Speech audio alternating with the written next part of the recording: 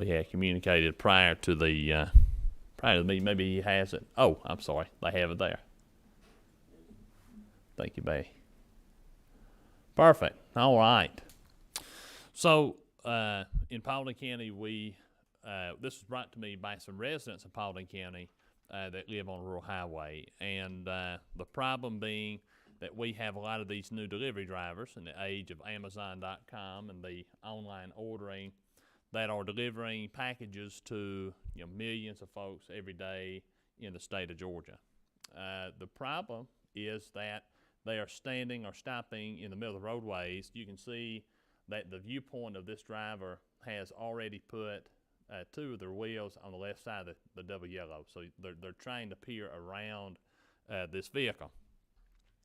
What my bill does in an effort to rectify this situation is it makes very clear that outside of a business district, and so that means not being located within a business district. On line 10, you'll see it says residential district defines that. And then on line 18, it says outside of a business district. I just want to make sure because it's almost like a double negative, right? That means not located within a business district, only in a residential district and on a highway.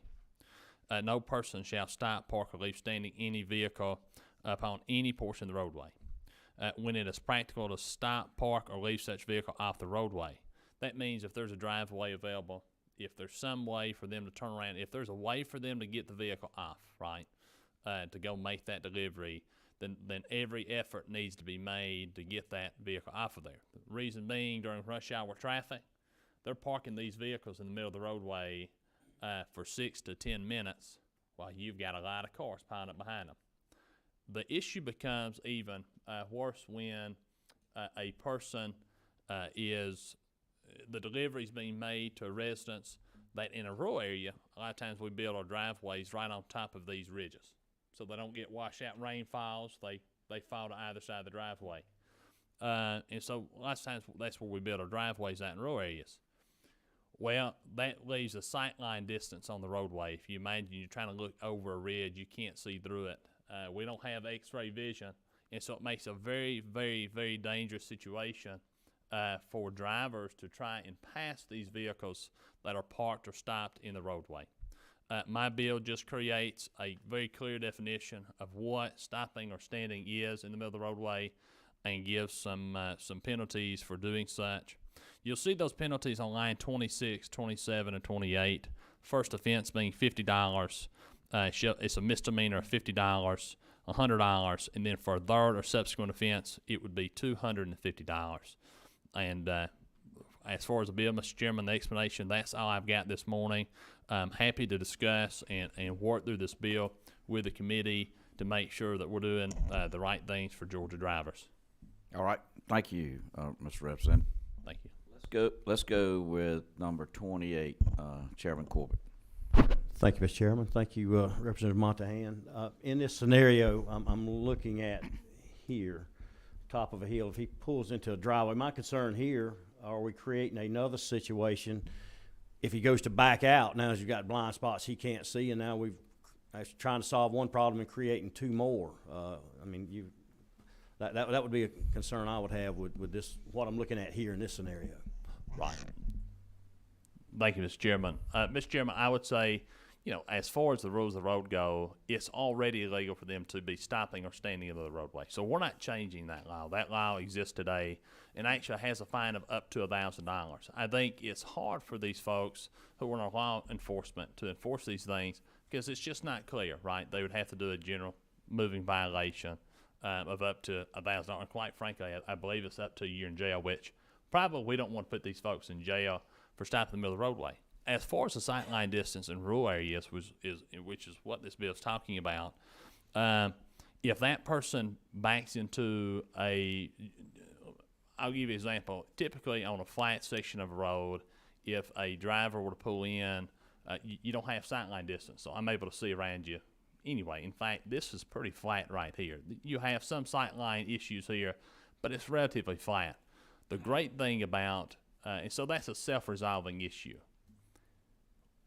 The problem, especially in rural areas, is where they're parking. So they're parking at the top of these ridges to make these deliveries. What ends up happening is when they pull in, now they have sight line on both sides of the road because they're effectively parking at the top of these ridges. So I'm able to look left, able to look right, see down both sides of the hill, and not make it a safety issue. You know, I also would say, in response to that, you know, we don't want to predicate one issue with another, certainly, but at the end of the day, it's the responsibility of these delivery drivers already to pull into these driveways and make these deliveries. All we're doing is fortifying that stance as a public safety issue, as a commerce issue, and as a convenience issue to our constituents back home who don't want to be bottlenecked or stopped for 6 to 10 minutes on their way home from work. I'm sure they had a rough day, and that's when we start getting the text messages and the issues. You know, that is exactly where this issue came from, where the origination of this bill was a lot of folks reaching out to me from my district about them not being able to get home. Because if you've got several of these drivers getting millions of packages delivered every day, this is becoming even more of an issue. But I hope that answers the question, Mr. Chairman. All right, thank you, Mr. Chairman. Thank you, Mr. Monthan. One question, can't you handle this, could you handle this with a local ordinance? We're making a state issue out of a local ordinance. If nobody has a problem, they don't have to do anything. But if you got a city or county that they post roads all the time, I know counties, I used to be a county commissioner, and you'd say no trucks allowed, that's your local ordinance. Well, Mr. Chairman, if they can, I'm good with that. It seems like that's not getting enforced in almost anywhere that they could find, that I could find in the research, that folks are getting cited for blocking these roadways. But I mean, if that's something new, have you talked to the locals? Have you discussed it with the city council or county commissioners? Could they just do a local ordinance about that? Well, Is that a state route or is that a county road? That's state route. Number 17, Ms. Alexander. That was kind of where I was going. Just because that's occurring in Paulding County doesn't mean that's occurring all over the whole 159 counties. So what instances has this occurred resulting in a need to impose now fines and a misdemeanor? I mean, how many instances has that occurred in Paulding County to the point to where we're having to do legislation here in this committee? And I agree that this is something that they can enforce by their code enforcement in the city and the county. Well, thank you, Representative. I would say, you know, we had a bill here several years by Colonel Hitchens, great bill, called the Slowpoke Law. And what it did was it just ratified the idea that you cannot cruise in the left lane. That if you're a slower driver, you need to get in the right lane, get out of the left lane. Impeding the flow of traffic was already a violation of state law. But what that bill did was come back in and really concentrate a solution based on the issue that was happening. In the same vein, that is the idea behind this bill, right? That is, the proposal is to give a clear definition of what and who can stop or stand in the roadway. Follow up, Mr. Chair. What instance has this occurred? What are the numbers that there is a need to impose a fine and a misdemeanor to Sure. this legislation? Yeah, I would say a number of constituent phone calls. You know, I represent my folks back home, and they're having a serious issue in our roadways, and I'm sure this is not just mine. So I represent my folks back home. They've called me. They've asked me to do something about it, and I want to make sure I take care of those folks back home. Thank you. All right. Number 17, Representative Mr. Dewey. Go ahead. Thank you, Mr. Chair. Yeah, I guess where I was, so who's going to police, you said who's going to police this, this fine? And because we're having problems already with the left-handed drivers. So I'm just trying to figure out who you looking at, the code enforcement, Well, the it law depends. enforcement, or? Yeah, so it really depends on so this is on rural highways. It's not within the business district. So In the state of Georgia, if you have a state court, you would have a state court solicitor, which of course would be the prosecutor under these types of charges. If you don't, you could have a probate court in your district. I'm not sure in your county who your traffic courts are, but you may have a state court, you may have a probate court. Those court systems are designed to, charge and then work through these cases. As far as who is giving the ticket, if that was your question, that's typically either one of three different things. That could be your city police.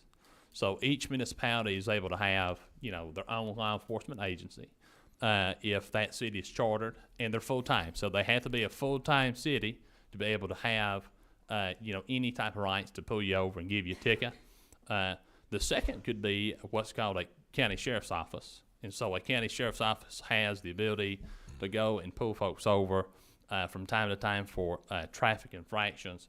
And then you'd have the Georgia State Patrol, which would be a highway patrol that could pull you over and will be able to do these same kinds of tickets. Mr. Chairman, can I have a follow-up? Because I know we have those already. Yes, sir. But my only concern was we're not enforcing the laws that we already have on the books.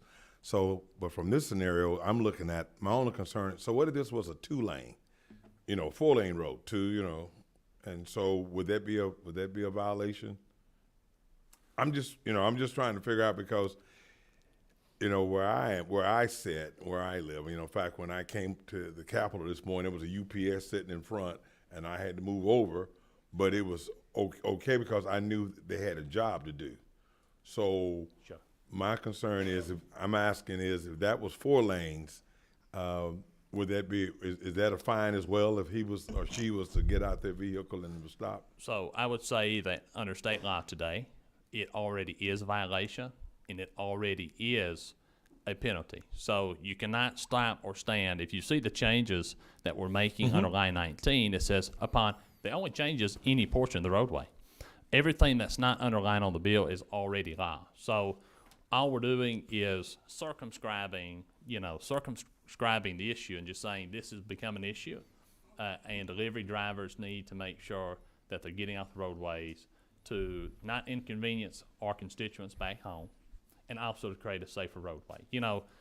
Having a truck parked on a 55-mile-per-hour roadway is not a safe thing to do. We have an issue with distracted driving in the state where we've got teens and others that are liking to utilize a cell phone or other technology in the vehicles.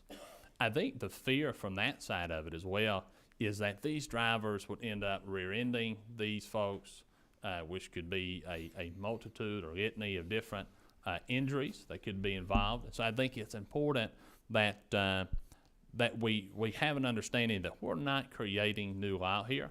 We're just circumscribing and clarifying existing code so that solicitors and law enforcement and other types of municipal prosecutors would be able to look at this issue very clearly and make a determination based on the facts.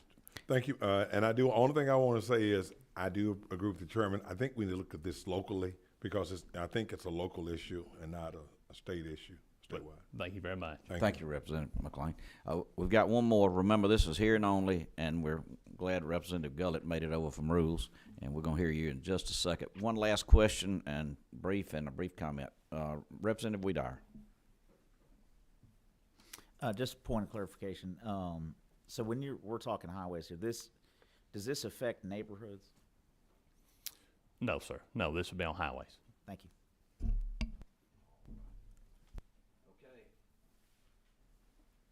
Thank you, Representative Montana. Hearing only. We'll call a subcommittee hearing next week and hear this. Y'all have time to think about it, and then we'll hear it again and make a decision next week. Thank you. Representative Gullett, if you want to.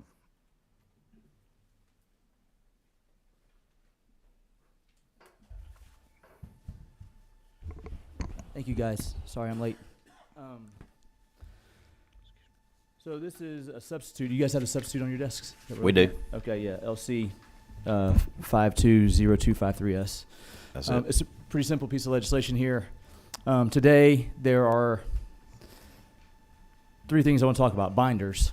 If everyone's familiar with a binder, basically that's a temporary insurance permit or temporary insurance while your policy is being wrapped up by the insurance company. Today in Georgia law, that's valid for 90 days. Temporary tag with an extension is valid for 60 days today in Georgia law. And your proof of insurance, as a proof of insurance, your binder is really only good for 30 days today. So we kind of have 3 different dates there. And what's happening is a driver who gets a temporary tag extension then has to go back and get a second binder issued in order for the car to be covered. Otherwise, the original binder, which is only good for 30 days, is not considered valid proof of insurance. And it would be cited if they pulled over. So during COVID, temporary tags and titles and things have taken a while to process in other states. And so this is happening a lot more. We're getting a lot more temporary operating permits. And binders, or the proof of insurance is now lapsed. So now the insurance companies have to go back in and do another binder, which is just not good. So what this does is it simply says if you get a temporary tag extension under Georgia law, the original binder continues to be valid proof of insurance for 30 days for which your tag was issued. And because the binder coverage is good for 90 days, this does not create any risk to the driver, would not be covered. It just simply stops agents and insurers and the drivers from having to process a second binder for no reason. So the binder is good for you per the insurance company. It's just not good per our law. And so that's all we're doing is really just syncing it up. So if you get an extension, your original insurance, which is good for 90 days, will cover it. So I know that's a little bit, it really is a simple idea. But 30 days, you get your tag extension, or you get your temporary tag, you get an extension for another 30 days.